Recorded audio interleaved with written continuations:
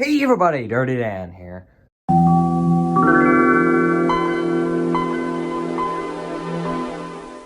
So, today I've got a special treat in store.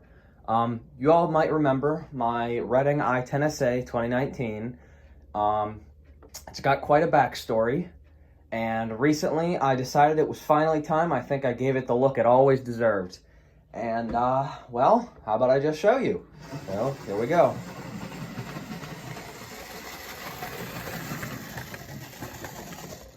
There she is, folks. That is Reading 2019 for you with its brand new look. And I know, first of all, there's going to be people saying, "Oh, but Dan, you just changed the color of the smoke box." "Shut up!" I didn't change the smoke box. I also added some handrail thingies. But in all honesty, this locomotive has gotten a ton of work since you last seen it. Not only does it have a silver with graphite smoke box, it also has a stack. Holy smokes. Yes, this is the original shell, folks. This is not a new shell. And if you're not believing me, then wait till you see the build photos. You can even see me putting the stack on. But yes, I've added some new handrails, and it even got the drivers repainted, which you can't see. And I don't even think many people will notice it, but it was important for me, and I did that. But that's not all. There's still a little couple more details I did. But for the most part, it is finished.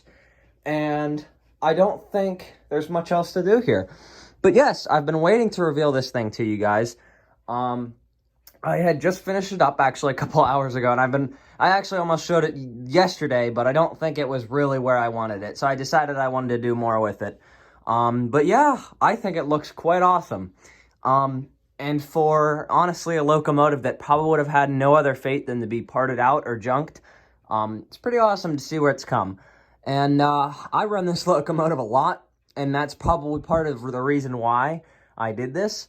But yeah, so, and along the process, I took a ton of photos, and we'll be going over all of those here in a second.